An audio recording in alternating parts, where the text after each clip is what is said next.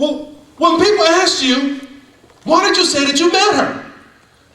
He said, I didn't want people to think that I was crazy for talking to somebody online for so long and never meeting them. Integrity.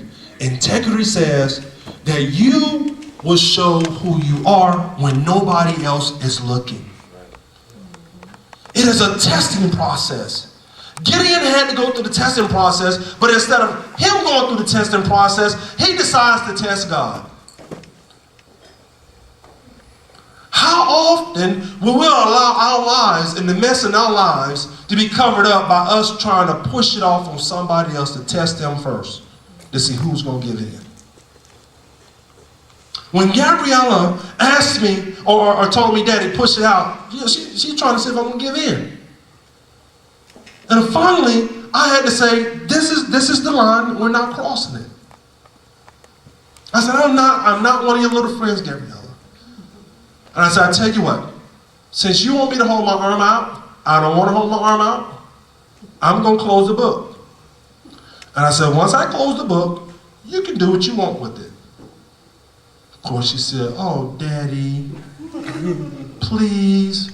I said, oh, Gabriella, go to bed.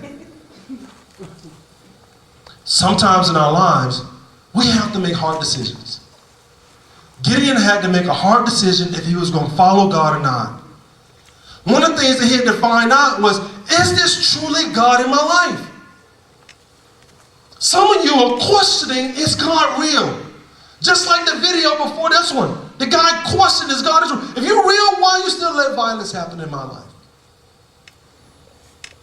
One of the things you have to realize is, God doesn't want violence to be in our lives, but because of the choices we've made, because of the people around us and the things that have happened in their lives, they've allowed sin to run rampant.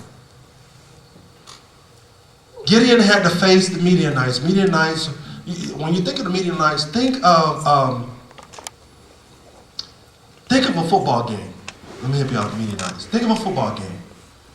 No, I think it's better than a basketball game. Think of a basketball game, and it's halftime, and you're the only person in line to get your food, right? What happens when everybody else realizes that the buzzer went off for halftime? Bum rush. Think of the Midianites like everybody else rushing to that food. And what happens if they think they can get in front of you? You know you're in front of the line. What happens? They push you out the way, or they try to give their order on top of you. And then if their friend behind the counter, their friend allowed them to go before you. But you said in the front of the line, look, am I not here? And what happens is that eventually you get overlooked, and then all the food is gone, halftime is over, and then everybody's go back to their seat, and you left there still at the front of the line. The Midianites are like that, but worse. They rushed into Judea, and they ate up all the food in the land. And then told them, I'll be back in a couple of months, have some more food ready for you. They didn't care about your survival. Let me break it down to your terms. There are people in your school that don't care about your survival.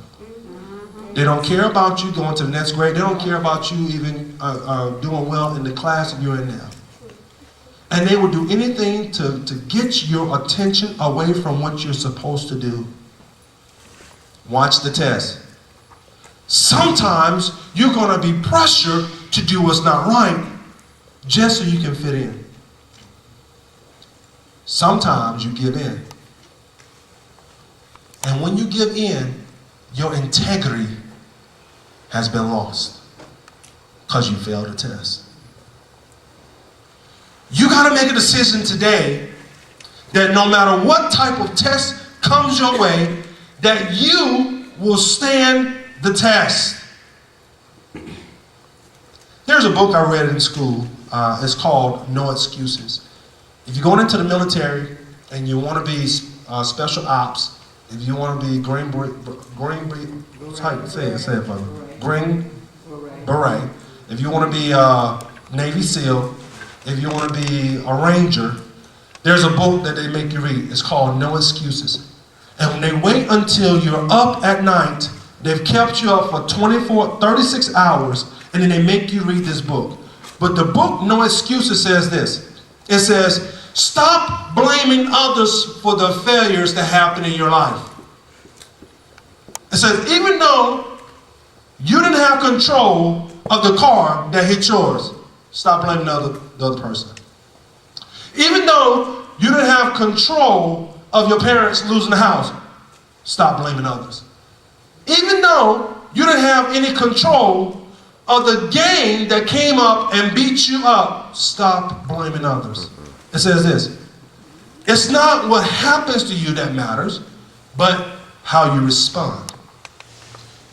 Your response shows the character of strength within you. So what your principal lied on you? Don't blame him. So what your teacher didn't put in the right grades and blamed you? So what? You clean that room. You wash them dishes. You vacuum that floor. And you still got in trouble. Stop blaming your parents. Hold on, wait a minute. No. Hey, no.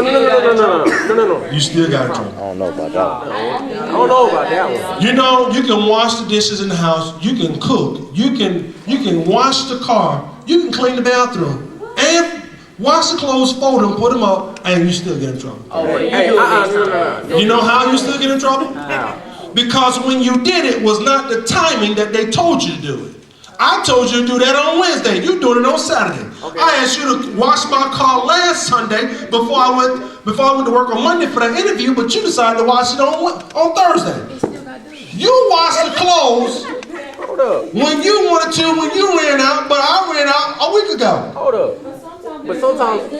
But sometimes means never, because you are making excuses. What about the times when y'all do have us do it? You still gonna get in trouble. Ask and we get in trouble.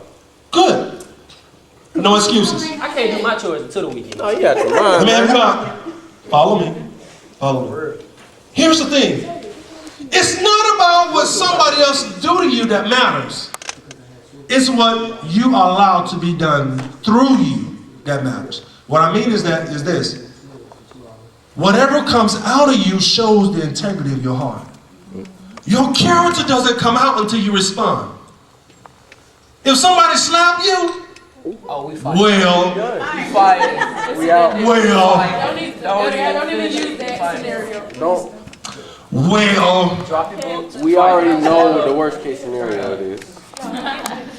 I didn't even know what turn up meant back in the day, but I got slapped so hard that when I got up, I realized that I didn't want to get another beat down.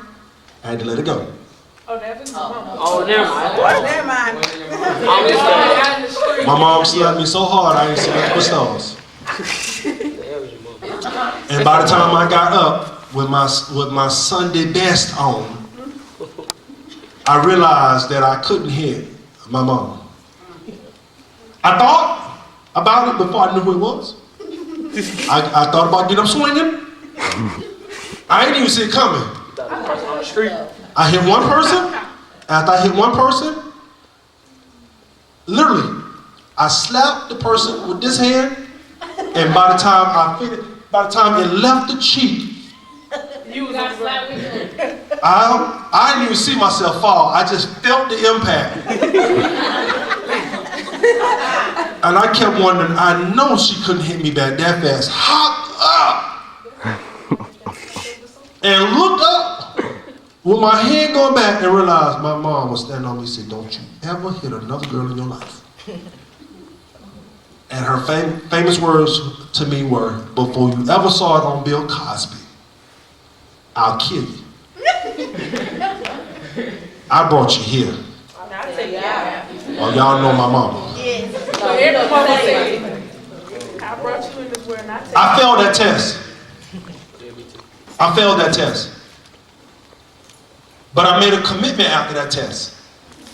That commitment after that test was that if I ever felt like I was going to hit another woman in any relationship I was in, at that very moment, it's over. The relationship is over. Period. There's no working out, there's no nothing.